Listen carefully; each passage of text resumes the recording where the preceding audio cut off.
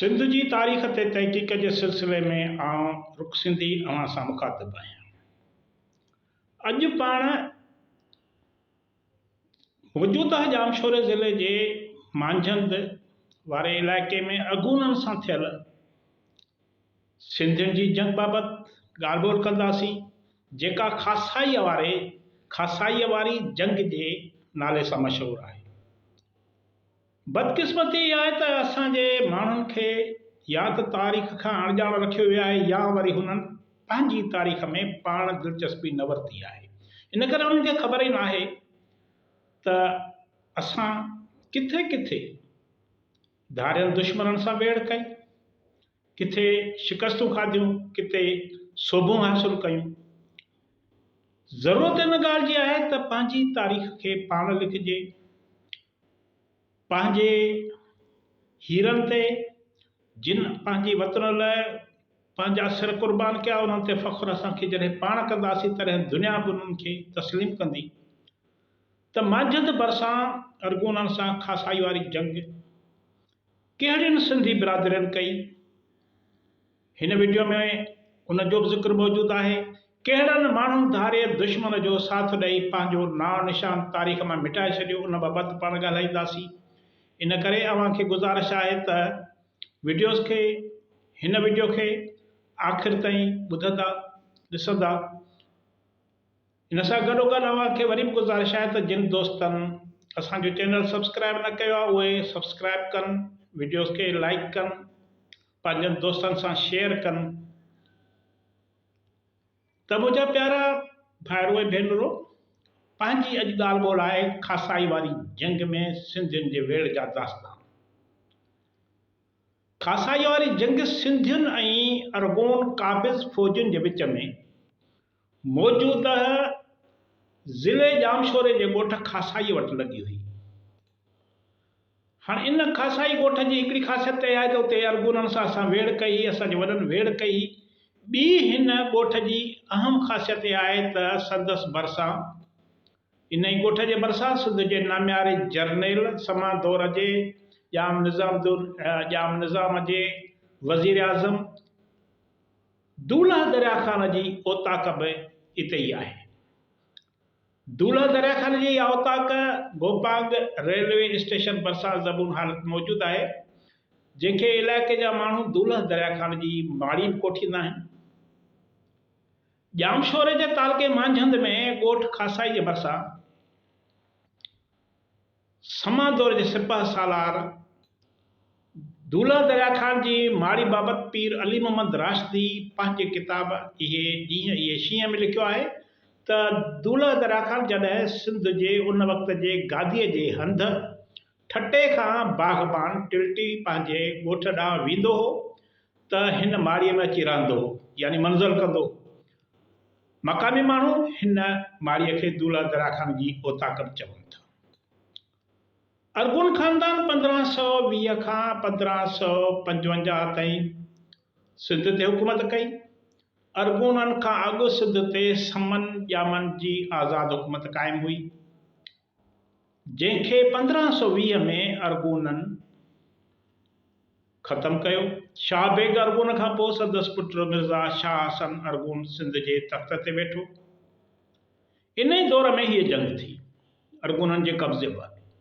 हाणे ज़िले जामशोरे जे तालुके मांझंद में हिकिड़ो ॻोठ आहे, तारीख़ी ॻोठ आहे खासाई। मांझंद शहर जी बि हिकु तारीख़ आहे त हीउ शहर ॿ भेरा अॻु सिंधू दरिया में उथल सबबि ॿोॾि सबबि तबाह थी वियो। मौजूदा मांझंद शहर टियों भेरो आबाद थियल शहर आहे। सिंधू दरिया जे ॿोॾियुनि सबबि हिन इलाइक़े में कई तारीख़ी आसार मेसारजी चुका आहिनि, मिटिजी चुका आहिनि। मांझंद दरिया जे किनारे हुजण करे सिंधू दरिया जो क़दीम पतड़ बि रहियो आहे।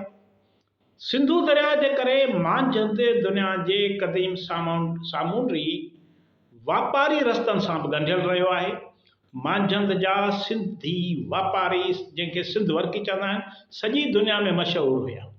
संदन वापार जावा, श्रीलंका, गुजरात, रूम, ईरान, इराक, अफ्रीका ऐं यूरोप जे मुल्कनि ताईं फैलियल हो। क़दीम मांझंद शहर में वॾियूं ख़ूबसूरत इमारतूं जुड़ियल हुयूं। मांझंद शहर तोड़े तालके में खोड़ क़दीम आसार मौजूद आहे। 32 किलोमीटर एराज़ीअ ते फैलियल रनीकोट जो क़िलो बि हिन ई तालके में आहे, जेको दीवार सिंध जे नाले सां मशहूरु आहे ऐं मौजूदा दौर में सैर तफ़रीह ऐं सियाहत जो इहो रनीकोट अहम मर्कज़ आहे। हिन तालके जो सन शहर बि क़दीम आहे, जॾहिं त शहीद मखदूम बिलावल, जंहिंखे अरगूननि घाणे में पीड़ायो हो, इहो बि हिन इलाइक़े में उन दौर जी वॾी हस्ती हुई। साॻी तरह शहीद मखदूम बिलावल जे पैरोकार सैयद हैदर शाह सनाई बि हिन इलाइक़े में अरगूननि ख़िलाफ़ दूल्हा दरिया ख़ान जे पुटनि सां गॾु सख़्त मज़ामत कई हुई। अहिड़ी तरह सॼी सिंध वांगुरु ही इलाइक़ो धारे दुश्मन लाइ हमेशह वेड़ जो मर्कज़ रहियो आहे। हर ॻोठ वसंदी ऐं वाहण जे माण्हुनि पंहिंजे इलाइक़े में धारियनि ख़िलाफ़ मोर्चाबंद थी वेड़ कई। हाणे पाण अचूं था पंहिंजा असुल मौज़ू खासाई ॻोठ ॾांहुं, त खासाई ॻोठ वटि सिंध जे सरवेचनि कूंदरनि अरगूननि सां मज़ाहमत कंदे भरपूर वेड़ कई। तारीख़ूं लिखनि थियूं, अरगूननि पारां सिंध ते कब्ज़ो ॼमाए पंहिंजो इक़्तिदार क़ाइमु करण खां पोइ हुननि मक़ामी माण्हुनि ते ज़ोरीअ ढलूं महसूल मढ़िया, मक़ामी माण्हुनि खां फुरुट करण लॻा, संदन ॻोठनि ते कब्ज़ा करण लॻा, संदन माल मता मारण लॻा। इन करे सिंधी माण्हुनि अरगूननि जे कब्ज़े खां पोइ बि उन्हनि सां वेड़ जारी रखी, मुख़्तलिफ़ हंधनि ते वेड़ूं थियूं। अहिड़ी तरह खासाई ॻोठ में बि अरगूननि सां हितां जा माण्हू मुंहुं मुक़ाबिल थिया। खासाई ॻोठ खे सिंध जे मुहबे वतननि पारां ग़ुलामी क़बूल करण बजाए वतन जी हिफ़ाज़त लाइ सिर ॾियण एवज़ तारीख़ी हैसियत हासिल आहे। हिन जंग में सिंधी माण्हुनि जे सवें बहादुरनि, सिंधी फ़ौज जे सवें बहादुरनि शुजात सां विढ़ंदे अरगूननि खे शिकस्त ॾेई भॼण ते मजबूर कयो, पर हिक मरहले ते गद्दारी थियण सबबि हीअ जंग सवें कूंदरनि जा सिर कुसजण जे कटजण जे बावजूद शिकस्त में तब्दील थी वई। तालके कोटड़ीअ में रेलवे स्टेशन जे साम्हूं, गोपांग रेलवे स्टेशन जे साम्हूं इंडस हाईवे ते ही ॻोठ मौजूदु आहे। इन ई जाइ ते दूल्हा दरिया ख़ान जी ओताकोई जॻह रही वई ऐं मौजूदा ॻोठ वरी हाणे नओं बदल आहे। हिन जंग में कंहिं गद्दारी कई या दुश्मन खे इलाइक़े जा घट घेड़ कंहिं ॿुधाया, उन्हनि बाबति इलाइक़े जे माण्हुनि जो चवणु आहे त मजमूई तौर कंहिं सॼी बिरादरी गद्दारी न कई हुई, पर कुझु फ़र्दनि इनफ़रादी तौर ते पंहिंजे ज़ाती फ़ाइदनि लाइ धारियनि क़ाबिज़ हुक्मरान अरगूननि जी मदद कई। इन्हनि गद्दारनि सां अॻिते हली बाक़ी बिरादरियुनि जे माण्हुनि नाता वास्ता टोड़े छॾिया।